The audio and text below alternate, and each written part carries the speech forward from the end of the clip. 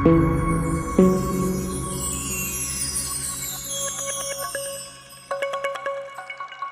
नमस्कार, सत श्री अकाल। मैं दुर्गेश कुमार आशा करता हूं कि आप लोग ठीक होंगे और आप अपने परिवार का भी ख्याल रख रहे होंगे, साथ साथ में अपने आप का भी ख्याल रख रहे होंगे। आज जो मैं घटना सुनाने जा रहा हूं, इस घटना को सुनने के बाद किसी के भी मन में प्रश्न चिन्ह लग जाएंगे, किसी के भी मन में प्रश्न उठने शुरू हो जाएंगे, क्योंकि जो घटना मैं सुनाने जा रहा हूँ, इस घटना में एक बच्ची जिसकी उम्र महज 5 वर्ष होती है, 5 वर्ष की उम्र में वो प्रेग्नेंट हो जाती है। प्रेग्नेंट होने के बाद एक स्वस्थ बच्चे को जन्म देती है।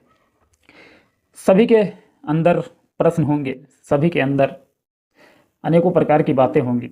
सुनने के बाद कोई यकीन नहीं करेगा, क्योंकि बात कुछ अलग तरीके की है। फिर भी मैं ये घटना आपको सुनाऊंगा, आप यकीन करें या ना करें, ये आपके ऊपर है।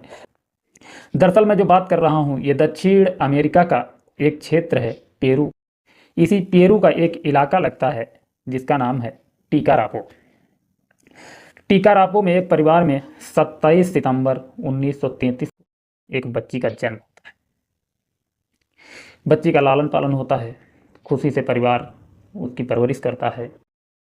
धीरे धीरे इस लड़की की उम्र बढ़ती रहती है, समय बढ़ता रहता है। इस लड़की की उम्र हो जाती है 1938 में 5 वर्ष के आसपास, लगभग 4 वर्ष कुछ महीने। अचानक से 1938 में नवंबर के महीने में इस लड़की के पेट के अंदर दर्द होने लगता है। जब दर्द होने लगता है तो वो टाइम अलग था, वो दौर अलग था। उस टाइम पर ना तो आज के जैसे डॉक्टर हुआ करते थे और ना ही आज की जैसी सुविधाएं हुआ करती थी, ना तो आज के जैसे हॉस्पिटल हुआ करते थे कि हर गली में हॉस्पिटल मिल जाए, हर मोहल्ले में हॉस्पिटल मिल जाए, हर गली में कोई ना कोई डॉक्टर मिल जाए। वो दौर अलग था, उस दौर में ऐसा नहीं था। तो उसके लिए लोगों को काफ़ी मशक्क़त करनी पड़ती थी। डॉक्टर के पास जाने के लिए काफ़ी परिश्रम करना पड़ता था, काफ़ी दूर चलना पड़ता था, तब जाकर के डॉक्टर से मुलाकात होती थी, तब जाकर के लोगों का इलाज हुआ करता था। लेकिन उस दौर में ना तो उतनी दवाइयाँ हुआ करती थी, ना तो इतनी ज़्यादा टेक्नोलॉजी हुआ करती थी कि आज के दौर में जिस तरीके से हर प्रकार की सुख सुविधाएँ उपलब्ध हैं। जब इस बच्ची के पेट में दर्द होता है तो उस टाइम पर हमें और आपको सभी को पता है कि उस टाइम पर वैद्य हुआ करते थे, ओझा हुआ करते थे। डॉक्टर की संख्या बहुत कम हुआ करती थी, ज़्यादा पढ़े लिखे लोग नहीं हुआ करते थे। उस टाइम में जो दौर था वो दौर कुछ अलग ही था। माँ बाप एक ओझा के पास इस लड़की को लेकर के जाते हैं, ओझा को दिखाते हैं। तो ओझा उस लड़की का पेट चेक करता है। महज उस लड़की की उम्र होती है 5 वर्ष। उस लड़की का नाम होता है लीना मदीना। लीना मदीना की 5 वर्ष की उम्र होती है। ओझा पेट टटोलता है, चेक करता है, तो वो अपने अनुभव के हिसाब से बताता है कि इस बच्ची के पेट के अंदर एक सर्प पल रहा है। उस सर्प को बाहर निकालना बेहद ज़रूरी है। अगर उस सर्प को इसके पेट से बाहर नहीं निकाला जाएगा तो शायद इस बच्ची के जान को भी लाले लग सकते हैं, जान को भी खतरा बन सकता है। तो माँ बाप जब सुनते हैं तो हालांकि बच्चा किसी का भी हो, अगर इस तरीके के हालात बनते हैं, अगर इस तरीके की कोई बात होती है तो कोई भी माँ बाप हो टूट जाता है, दिक्कत होती है, तकलीफ़ होती है। वही हुआ, तकलीफ़ हुई माँ बाप को, लेकिन माँ बाप फिर भी रास्ता पूछते हैं कि आखिर सर्प अगर हमारी बच्ची के पेट में पल रहा है तो वो बाहर कैसे निकलेगा। तो हमें और आपको पता है कि ओझा और तांत्रिक इन सब के चक्कर में पड़ने का नतीजा क्या होता है। ये सब क्या हमें और आपको सलाह दे सकते हैं, इस विषय में ज़्यादा जिक्र करने की आवश्यकता है नहीं, क्योंकि आपको भी पता है और हमें भी पता है। ओझा कहता है कुछ व्यवस्थाएं करनी पड़ेंगी, कुछ पैसे खर्च होंगे, कुछ पूजा करवानी पड़ेगी, और पूजा करवाने के बाद इस बच्ची के पेट से वो सर्प बाहर हो जाएगा और ये बच्ची एकदम स्वस्थ हो जाएगी। माँ बाप को यकीन दिलाता है, माँ बाप को भरोसा हो जाता है उसकी बात पर, वो वही करते हैं जिस तरीके से वो बताता है। आपको भी पता है, हमें भी पता है कि कहीं मंत्र के जाप से, किसी पूजा से, हवन से क्या किसी के अंदर पनप रही बीमारी ठीक हो सकती है? किसी के अंदर रसौली या ट्यूमर हो तो क्या वो ठीक हो सकता है बिना डॉक्टर की मदद के? ऐसा शायद पॉसिबल नहीं है, लेकिन फिर भी ये लोग मान जाते हैं, उसकी बात पर यकीन करते हैं। जो पैसा बताता है वो खर्च करते हैं। हर तरीके से सब कुछ होने के बाद वो ओझा इस लड़की को माँ बाप के साथ भेज देता है, कहता है घर ले जाओ, ये 2-4 दिन में एकदम ठीक हो जाएगी, इसे कोई दिक्कत नहीं रहेगी, एकदम स्वस्थ हो जाएगी। माँ बाप घर लेकर के आ जाते हैं, लेकिन धीरे धीरे जैसे जैसे टाइम गुजरता है उस बच्ची की तकलीफ़ें बढ़ती चली जाती हैं, उस बच्ची के शरीर में उलझन सी होने लगती है, उल्टी भी होती है, पेट में दर्द होता है, हर तरीके की समस्याएं, मतलब जैसे कि एक प्रेग्नेंट लेडी के अंदर जो भी प्रतिक्रिया होती है, जो भी मतलब जैसे जैसे लक्षण होते हैं उसी तरीके से ठीक सेम वैसे ही लक्षण थे जैसे कोई प्रेग्नेंट स्त्री के लक्षण होते हैं। उल्टी होना, पेट में दर्द, जी मिचली करना, इस तरीके की तमाम हरकतें उसके शरीर से होती रहती हैं। माँ बाप की तकलीफ़ें बढ़ती रहती हैं। जैसे जैसे समय गुजरता है उस बच्ची का पेट भी बाहर निकलना स्टार्ट हो जाता है। उस बच्ची को जब पेट को देखते हैं माँ बाप तो कहते हैं शायद इसके पेट में रसौली या ट्यूमर हो गया है, इस वजह से इसको दिक्कत है। ये लोग अब बड़े डॉक्टर के पास ले जाने की सलाह बनाते हैं, सलाह मशविरा करते हैं, कहते हैं किसी अच्छे डॉक्टर को हमें दिखाना होगा बेटी को, नहीं तो शायद इसकी जान को भी खतरा हो सकता है, ना जाने कौन सी ऐसी समस्या आन पड़ी है। काफ़ी सोच विचार करने के बाद एक दक्षिण अफ्रीका का शहर लगता है पिस्को शहर को ले जाने का ये लोग फैसला लेते हैं। एक बड़ा हॉस्पिटल होता है, उस हॉस्पिटल में ले जाने की ये लोग सोचते हैं। लेकर के पहुंचते हैं उस हॉस्पिटल में, जब अपनी बेटी को लेकर के पहुंचते हैं लीना मदीना को, तो एक डॉक्टर उस टाइम में उस हॉस्पिटल में हुआ करते थे जिनका नाम था डॉक्टर जोसार्दो। डॉक्टर जोसार्दो को जब दिखाते हैं तो वो चेक करते हैं, कहते हैं कि इसकी जांच करना पड़ेगा। जब जांच करते हैं तो पता लगता है कि ये लड़की 7.5 महीने की प्रेग्नेंट है, 7.5 महीने की गर्भवती है। माँ बाप जब इस बात को सुनते हैं तो यकीन नहीं करते हैं, कहते हैं कि ऐसा भी हो सकता है, महज 5 वर्ष की लड़की है, क्या प्रेग्नेंट हो सकती है। पूरे हॉस्पिटल में हंगामा हो जाता है जब लोग सुनते हैं कि 5 वर्ष की लड़की जो 7.5 महीने की प्रेग्नेंट है, 7.5 महीने की गर्भवती है। तो सभी के अंदर सवाल उठने लगते हैं कि क्या इस तरीके से भी हो सकता है। महज 5 वर्ष की लड़की, उसके पूर्ण रूप से उसका शरीर भी विकसित नहीं हो पाया, पूर्ण रूप से जो यौन अंग हैं वो भी नहीं विकसित हो पाए, क्या ऐसा भी हो सकता है। लोगों के अंदर एक डाउट था, लोगों के अंदर एक सवाल था। डॉक्टर से कुछ लोग सवाल भी करते हैं लेकिन डॉक्टर भी कोई जवाब नहीं दे पाते हैं। डॉक्टर कहते हैं जो भी हो इस विषय पर बाद में चर्चा करेंगे, पहले इस बच्ची की जान को देखना है कि इसकी जान को खतरा है, इसको बचाना है किसी तरीके से। तो माँ बाप कहते हैं कि इसके लिए क्या करना पड़ेगा जो हमारी बच्ची एकदम ठीक हो जाएगी। तो डॉक्टर कहते हैं अभी लगभग 1.5 महीने का समय है, तो 1.5 महीने तक हमारे हॉस्पिटल में इसको रखना पड़ेगा, एडमिट करके रखना पड़ेगा। डॉक्टरों की निगरानी में ही जो कुछ होगा वो डॉक्टर की निगरानी में होगा। हम लोग हर वक्त निगरानी में रखेंगे इसको, तभी हम लोग इस लड़की को बचा सकते हैं, क्योंकि इसकी उम्र बहुत कम है, इसका शरीर पूर्ण रूप से विकसित नहीं है, एक बच्चे को जन्म देने लायक ये लड़की नहीं है। तो माँ बाप भी राजी हो जाते हैं, कहते हैं ठीक है अगर ऐसी बात है तो हमें भी दिक्कत नहीं है, हमें भी तकलीफ नहीं है। माँ बाप भी राजी हो जाते हैं। 1.5 महीने तक उस लड़की को रखा जाता है। जैसे जैसे समय नज़दीक आता है डॉक्टर एक टीम गठित करते हैं कि इस बच्ची के लिए काफ़ी सतर्क रहना पड़ेगा, एक बच्चे को जन्म देने के लिए काफ़ी सतर्क रहना पड़ेगा, क्योंकि उस लड़की की उम्र ही इतनी कम थी। वो एक स्वस्थ बच्चे को नॉर्मल डिलीवरी के माध्यम से नहीं जन्म दे सकती थी, इसलिए डॉक्टर सर्जरी का सहारा लेने की सोचते हैं। कहते हैं कि बिना सर्जरी के तो कुछ होना नहीं है। तो एक टीम गठित की जाती है, उस टीम में होते हैं डॉक्टर जोरार्दो जो पहले से ही डॉक्टर थे जिस जो देख रेख कर रहे थे उस लड़की की। दूसरे डॉक्टर होते हैं डॉक्टर लोजादा, और तीसरे जो डॉक्टर होते हैं उस डॉक्टर का नाम होता है वूसालियो, और जो चौथे डॉक्टर होते हैं वो बेहोशी के डॉक्टर होते हैं, उनका नाम होता है डॉक्टर कोलारेता।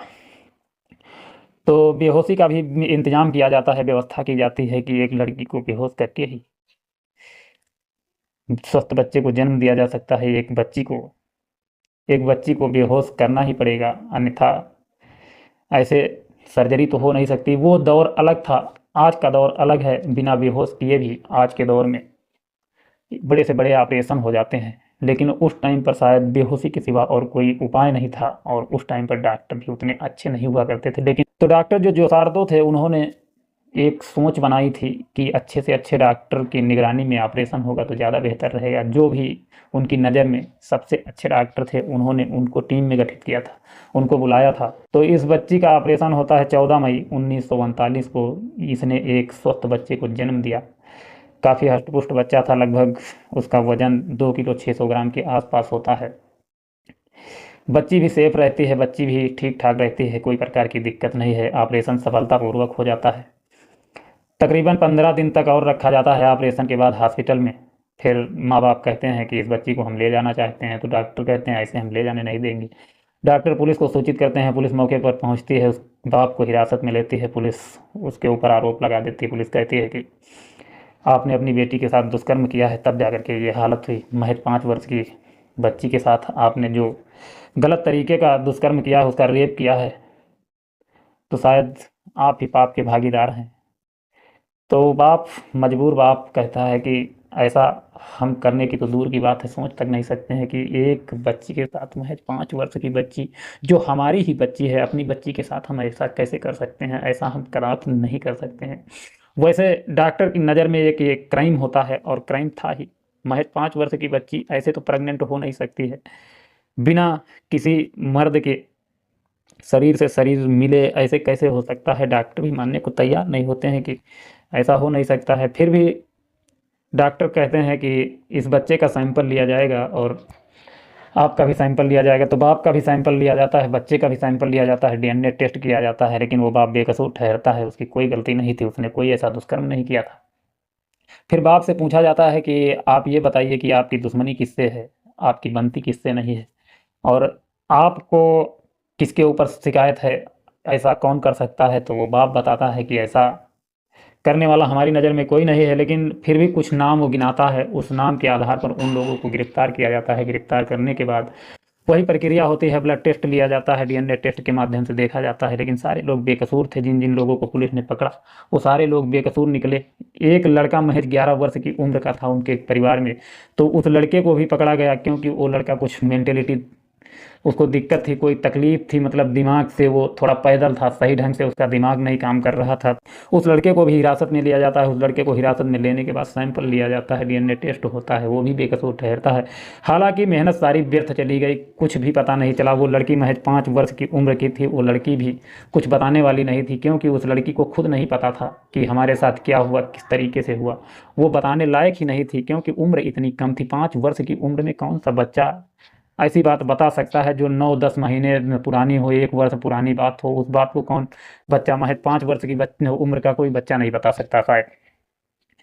तो डॉक्टर हार जाते हैं, पुलिस भी हार जाती है, थक जाते हैं, लेकिन कुछ नहीं निकलता है। माँ बाप कहते हैं कि अब तो हम अपनी बच्ची को अपने घर ले जा सकते हैं, लेकिन डॉक्टर कहते हैं कि अगर आपकी सलाह हो तो इस बच्ची की परवरिश हम करना चाहते हैं। जो भी पैसा लगेगा, जो भी लगेगा, वो सारा पैसा इसकी परवरिश में लगाने के लिए हम तैयार हैं, और इसने जिस बच्चे को जन्म दिया, इस बच्चे को भी हम अपने पास रखना चाहते हैं। अगर आप मंजूरी दें तो इन दोनों को हम अपने पास रख लें, इनकी हम परवरिश करेंगे। तो माँ बाप भी राजी हो जाते हैं, कहते हैं ठीक है, अगर ऐसी बात है तो आप रख सकते हैं। वो दौर अलग था, प्रिंट मीडिया का दौर था, आज की जैसी मीडिया नहीं हुआ करती थी, वो दौर अलग था। उस दौर में प्रिंट मीडिया हुआ करती थी, तो उतनी ज़्यादा टेक्नोलॉजी बेहतर नहीं थी। फिर माँ बाप राजी हो जाते हैं, तो डॉक्टर जोसार्दो जो थे वो उस बच्ची को और उस बच्चे को अपने पास रख लेते हैं, परवरिश करते हैं। 11 वर्ष की उम्र तक उस बच्चे को पता ही नहीं चलता है कि हमारी माँ कौन है, हमारा बाप कौन है।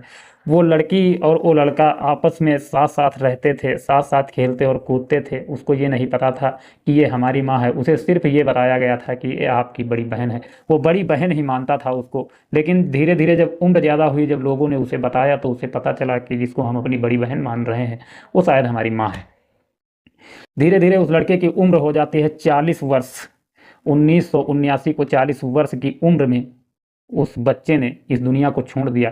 किसी बीमारी के चलते उस बच्चे ने इस दुनिया को छोड़ दिया, और इस दुनिया से जाने के बाद वो माँ अकेली रहेगी। वो माँ बहुत काफ़ी ज़्यादा टूट गई है। हालांकि उस लड़की की शादी हुई थी, जो लीना मदीना थी, शादी के बाद भी उसको बच्चे हुए, लेकिन उस बच्चे के जाने के बाद उसको जो आघात पहुंचा, जो मतलब टूटन उसे महसूस हुई, शायद वो देखने लायक थी। काफ़ी दर्दनाक व्यथा थी। वो लड़की काफ़ी ज़्यादा टूट जाती है। आज भी वो लड़की जीवित है। फिर डॉक्टर को जो पता चला था वो काफ़ी चौंकाने वाला था। जब उस बच्ची ने उस मासूम से बच्चे को जन्म दिया था, तो उस बच्ची के अंदर एक बीमारी पता चली थी। जांच के बाद एक बीमारी पता चली थी। उस बीमारी का नाम था पिकोसियस प्यूबर्टी। पिकोसियस प्यूबर्टी उस बीमारी का नाम था। उस बीमारी में डॉक्टर बताते हैं कि जिस बच्चे को ये बीमारी हो जाती है, तो जो यौन अंग होते हैं वो समय के पहले विकसित हो जाते हैं। हालांकि उस लड़की के साथ भी डॉक्टर के मुताबिक वही हुआ, वही बीमारी हुई, और उस बीमारी के चलते तकरीबन 2.5 वर्ष की उम्र जब उस लड़की की थी, तभी पीरियड आना स्टार्ट हो गए थे। वो मतलब पूर्ण रूप से उसके जो यौन अंग थे वो विकसित हो चुके थे। उसी बीमारी के चलते किसी के संपर्क में आने से ये लड़की प्रेग्नेंट हुई, और एक हष्ट पुष्ट तंदुरुस्त बच्चे को इसने जन्म दिया। इस लड़की के पास ला ट्रोनी बॉलीवुड के जो डायरेक्टर हैं वो पहुंचे। वो उस लड़की से कहने लगे आपकी ज़िंदगी पर आधारित एक हम फिल्म बनाना चाहते हैं, क्या आप कुछ अपने राइट्स हमें दे सकती हैं।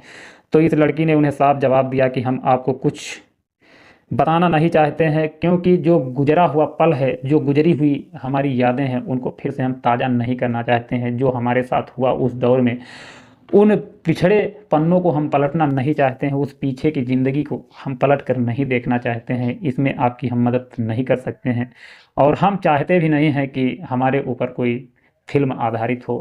तो उसने साफ मना कर दिया। आज भी वो लड़की ज़िंदा है, सन 2024 में आज जो ये दौर चल रहा है, इस दौर में भी ज़िंदा है, लेकिन उम्र काफ़ी ज़्यादा हो चुकी है। जैसा कि हमें और आपको पता है कि तकरीबन उसकी उम्र को 91 वर्ष हो रहे हैं। 91 वर्ष की वो महिला हो चुकी है, आज भी जीवित है। तो 33 में उसका जन्म हुआ था, अभी 24 चल रहा है। इस हिसाब से 90-91 के आसपास तो होगी ही उम्र। ये एक सच्ची घटना थी, आपको यकीन हो या ना हो ये आपके ऊपर है, लेकिन हमने जो घटना सुनाई ये सच्ची घटना थी। एक 5 वर्ष की बच्ची ने जन्म दिया। कहते हैं जो रिकॉर्ड बनते हैं वो टूटने के लिए बनते हैं, लेकिन शायद ये जो रिकॉर्ड बना, ये जो इतिहास का एक रिकॉर्ड तैयार हुआ इतिहास के पन्नों में, ये जो कहानी गठित की गई, जो कहानी लिखी गई, शायद इस कहानी को ये आने वाला पल कभी नहीं दोहरा सकता, क्योंकि ये रिकॉर्ड टूटने वाला नहीं है। अब ऊपर वाले की मर्जी, क्या कब हो जाए ये भी कहा नहीं जा सकता है, लेकिन शायद ये रिकॉर्ड दोहराया नहीं जाएगा। शायद ऐसा रिकॉर्ड अब बनने वाला नहीं है। घटना से लेना चाहूँगा इजाज़त, मिलूंगा नेक्स्ट वीडियो में। तब तक अपना ख्याल रखना, अपने परिवार का ख्याल रखना, अपने बीवी बच्चों का ख्याल रखना। एक रोटी कम खाना, लेकिन अपने बच्चों को ज़रूर पढ़ाना, शिक्षा ज़रूर देना, ताकि हमारा आने वाला भविष्य और बेहतर हो सके, हमारे बच्चों का जो भविष्य है ये बिगड़ने से बच सके। तो इन्हीं बातों के साथ मिलते हैं नेक्स्ट वीडियो में। जय हिंद, जय भारत।